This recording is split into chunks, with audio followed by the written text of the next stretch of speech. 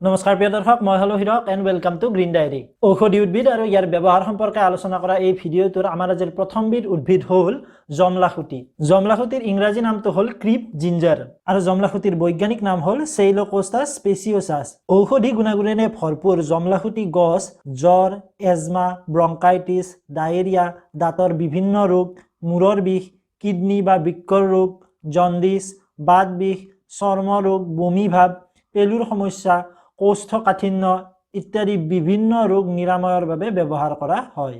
আমাৰ শৰীৰৰ কোনো ঠাইত হোৱা ফোহা তথা আঘাত লাগি ফুলি উঠা ঠাইত জমলাখুটিৰ পাত থেতেলি প্ৰলেপ লগালে সুফল পোৱা যায়।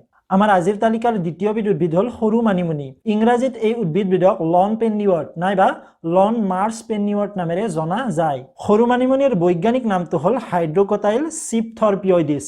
সৰু মানিমুনিৰ ব্যৱহাৰেৰে কাহ, জ্বৰ, টনচিল, শ্বাসজনিত ৰোগ, এলজাইমাৰ, চৰ্ম ৰোগ, এলাৰ্জি, পিত্ত ৰোগ, ৰক্তচাপ, গ্ৰহণী বা পেট চলা, খৰ খজুৱতি, কুষ্ঠ ৰোগ, হেপাটাইটিছ বি, পেট কামুৰণি, মানসিক উত্তেজনা ইত্যাদি বিভিন্ন ৰোগ নিয়ন্ত্ৰণ তথা নিৰাময় কৰিব পাৰি।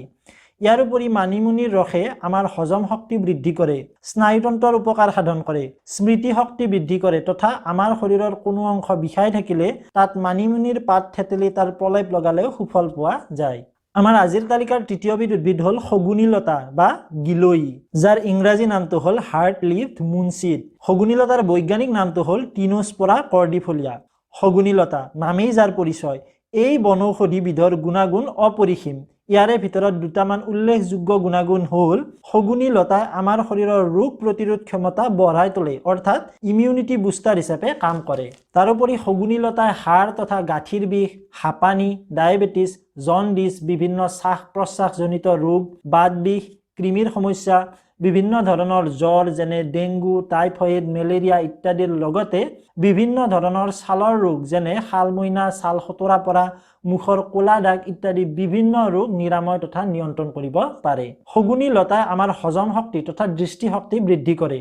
কিডনী আৰু লিভাৰত জমা হৈ থকা বিষাক্ত পদাৰ্থসমূহ আঁতৰাই ইয়াক ৰোগমুক্ত কৰি তোলে। ইয়াৰ উপৰি শগুনী লতাই আমাৰ ব্যস্ততাপূৰ্ণ জীৱনৰ মানসিক অৱসাদ দূৰ কৰি মগজুৰ স্মৃতিশক্তি তথা কাৰ্যক্ষমতা বৃদ্ধি কৰি তোলে।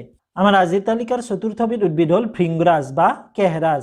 ইংৰাজীত এই উদ্ভিদবিধক ফলছ ডেইজি নাইবা ট্ৰেইলিং ইক্লিপ্টা নামেৰে জনা যায় আৰু এই উদ্ভিদবিধৰ বৈজ্ঞানিক নামটো হ'ল ইক্লিপ্টা প্ৰস্টাটা। ভৃংৰাজ চুলিৰ বাবে মহৌষধ। ভৃংৰাজৰ ব্যৱহাৰে চুলি ঘন, ক'লা তথা সুস্থ সবল কৰি চুলিৰ সৌন্দৰ্য বহুগুণে বৃদ্ধি কৰি তোলে।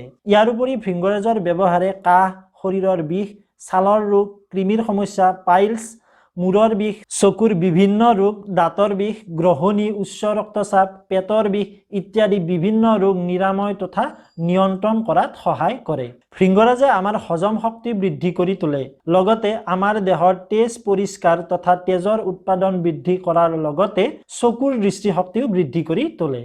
আমাৰ আজিৰ তালিকাখনৰ পঞ্চম তথা অন্তিমবিধ উদ্ভিদ হ'ল নৰসিংহ। ইয়াৰ ইংৰাজী নামটো হ'ল কাৰি লিফ আৰু ইয়াৰ বৈজ্ঞানিক নামটো হ'ল মুৰায়া কোৱেনগি। খাবলৈ অতিকে সুস্বাদু নৰসিংহই পেটৰ বিষ, বদ হজমি, গ্ৰহণী বা পেট চলা, দাঁতৰ গুৰিত হোৱা বিভিন্ন ৰোগ, কিডনীৰ ৰোগ, বমি ভাৱ ইত্যাদি বিভিন্ন ৰোগ নিৰাময় তথা নিয়ন্ত্ৰণ কৰিব পাৰে। জুয়ে পোৰা, চুলি পকা বা চুলি সৰা, কীট পতংগই কামোৰা তথা প্ৰচণ্ড খজুৱতি হোৱা ঠাইত নৰসিংহৰ পাতৰ ৰস বিশেষ পদ্ধতিৰ মাজেৰে লগালে যথেষ্টখিনি সকাহ পোৱা যায়। নৰসিংহৰ পাতৰ ব্যৱহাৰে আমাৰ শৰীৰৰ ৰোগ প্ৰতিৰোধী ক্ষমতা বৃদ্ধি কৰি তোলে, নখ আৰু চুলিৰ সৌন্দৰ্য বৃদ্ধিৰ লগতে স্বাস্থ্যৱান কৰি তোলে, শৰীৰত তেজৰ পৰিমাণ বঢ়ায় তথা আমাৰ হজম শক্তি বৃদ্ধি কৰাৰ লগতে চকুৰ দৃষ্টিশক্তিৰো উত্তৰণ ঘটায়। প্ৰিয় দৰ্শক, এইখিনিতে মোৰ ক'বলগীয়া কিছু কথা আছে। আজি আমি যিখিনি কথা আলোচনা কৰিলো সেইখিনি একমাত্ৰ এডুকেশ্যনেল পাৰপাছৰ কাৰণেহে। মই ঔষধি বিজ্ঞান বিভাগৰ কোনো নিৰ্দিষ্ট শিক্ষা গ্ৰহণ কৰা নাই। গছ গছনিৰ বিষয়ে জানিবলৈ থকা হাবিয়াসৰ কাৰণেহে মই এই ঔষধি উদ্ভিদসমূহৰ গুণাগুণসমূহ জানি লৈছিলো, যিবোৰ আমি আজিৰ এই ভিডিঅ'টোত আলোচনা কৰিলো। মোৰ আপোনালোকলৈ মাত্ৰ এটাই অনুৰোধ, যাতে এই বনৌষধিসমূহ ব্যৱহাৰ কৰাৰ আগতে আপোনালোকে কোনো অভিজ্ঞ ব্যক্তিৰ পৰামৰ্শ লয়, কাৰণ এইটো আপোনালোকৰ স্বাস্থ্যৰ লগত জড়িত আৰু নিজৰ স্বাস্থ্যৰ লগত নো কম্প্ৰমাইজ। গতিকে আশা কৰো আজিৰ এই ভিডিঅ'টোৰ পৰা আপোনালোকে কিছু নতুন কথা জানিবলৈ সক্ষম হৈছে। পৰৱৰ্তী ভিডিঅ'টোত আকৌ লগ পোৱাৰ আশাৰে আজিলৈ ইমানতে এৰিছো। ধন্যবাদ।